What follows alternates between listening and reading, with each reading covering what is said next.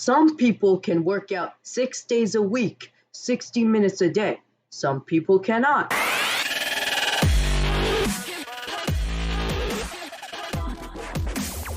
Hello, fellow gym rats. It's SC Fitness here, and today we are going to talk about rest days. As do not skip your rest days. This is essential as I see many people skip their rest days and they end up too fatigued, they get overuse injuries, and they do not get enough progress and then complain about it. It is absolutely vital to have rest days. Absolutely vital, as you can overwork yourself, you can get subpar results, and you can get inflammation injuries as well as more serious injuries if you do not let your body recover properly. These are my personal 3 favorite ways to add adequate rest in between your workouts. So, my first way is the workout rest schedule. This is by far the most popular schedule as it involves a workout followed by a rest day.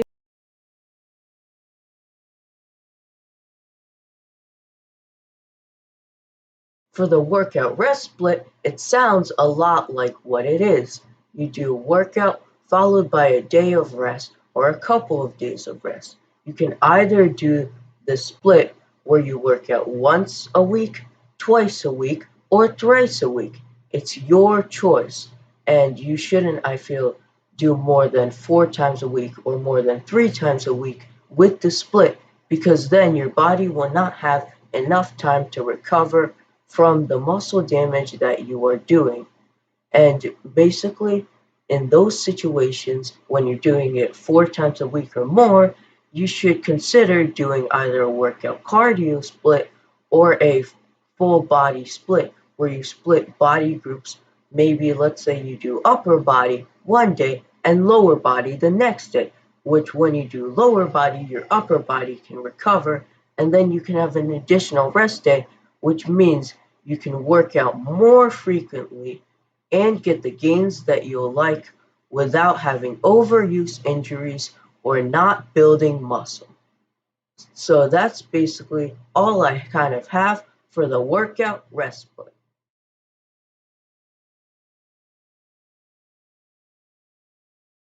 So an example of doing a workout cardio split is, let's say you're first doing a workout, then you train the upper body. So let's say you're training shoulders, chest, and triceps, and then the next day you have soccer practice, you can let your muscles rest.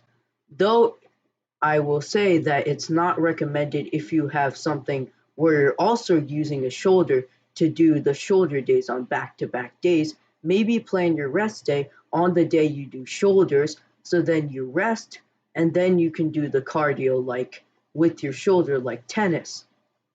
This is an underdog in the fitness world because while your muscles are tired, you can then work out your lower body and your cardiovascular system. But when your cardiovascular system is tired, you can work more on your upper body or other body parts. And so this is really flexible for people who want to work on both or are main gaining. This is my personal recommendation to also add an additional rest day because then you allow your muscles to recover. You can have more time to enjoy what you love doing besides weight training, and you can avoid overuse injuries when training the lower body and the cardiovascular system.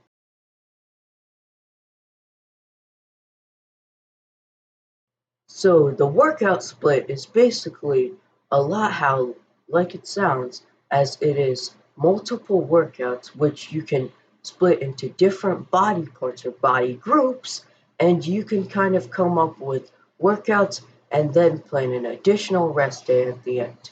I feel like this is my favorite because let's say you're training shoulders, chest, and triceps, and you're training back and biceps and legs, you don't have to train the shoulders and the chest and the triceps more than once in 4 days because then you kind of have a lot of rest to have a lot of time on your own to do different body parts.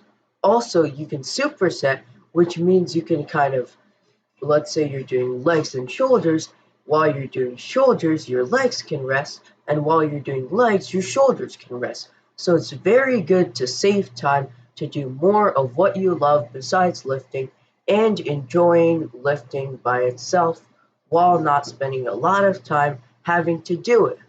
So this can be really flexible and can allow you to enjoy life better and get your workouts done quicker. That's why I really like the method of the workout splits with an additional rest day. Good examples of this are the push, pull, and leg split because they allow you to work the same body parts on each day, which allows you to only do certain exercises on one day and then you do a completely different body part group for another day.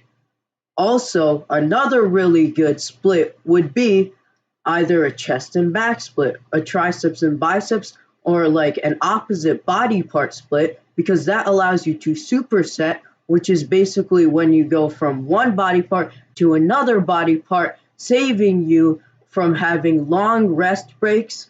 And so you can finish your workouts quicker, so you have more time on your hands.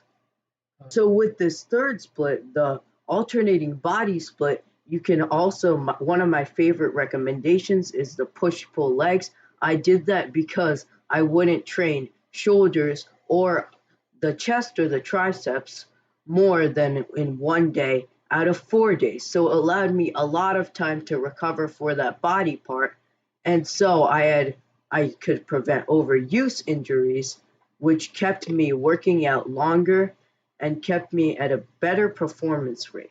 So this is a really good way because it's better to do things at 100% or at 90% than do a lot of something at 50% because it allows you enough time to rest so that you're back to a good fitness level before you do a certain activity.